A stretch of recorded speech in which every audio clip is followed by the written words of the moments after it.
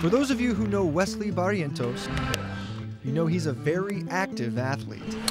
You've probably witnessed his outreach in public speaking. You certainly know he's a proud father.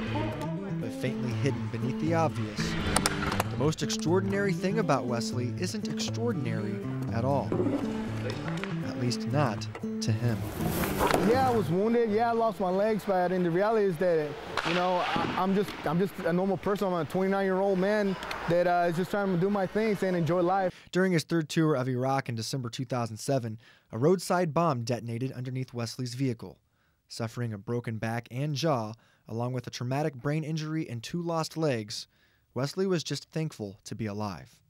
In the 6 years since the accident, Wesley has justified that sentiment in countless ways, most recently through sled hockey. Sled hockey has become my passion. It's not just something that I do to exercise or come out and, you know, slack off. No, it's something that I enjoy, something that's an actual passion. I love it. Well, basically, it's the same thing as regular hockey, except for you're sitting down, which I like because you don't fall nearly as far. Wesley heads the sled hockey team in Bakersfield with his friends Brian and Charlie. Brian, a paraplegic via motorcycle accident, and Charlie, a friend paralyzed from a shooting suffered at the age of 4. It's obvious they're like brothers within minutes of seeing them. We just call him Pancake, that's all I know. Why do you call him Pancake? He's a big boy. What do you see in Wesley that really inspires or impresses you? He has the attitude of, it happened, let's move on. Wesley's carbon fiber legs, which you see right here, run about $30,000 for the set, about 3 or 4 times less than his counterpart. Wesley says he opted for the cheaper version because they're a lot faster. So they're proving that nothing is going to slow Wesley down.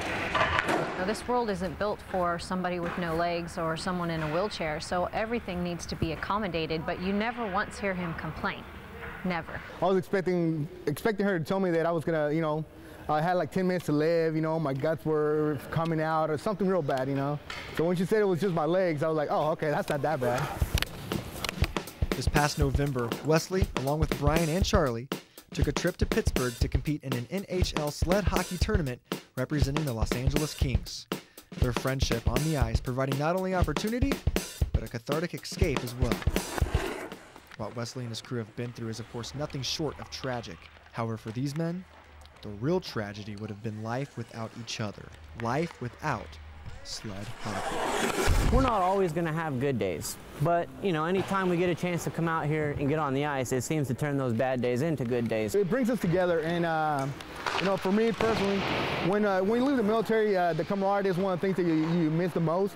And when you're a disabled person, you feel sometimes like you're the only person in that situation, or, you know, you don't have anybody to relate to. And when you're out here, it just kind of brings in the same situation. You have the same issues, you're working the same things out, you know, telling jokes, and you're just normal again.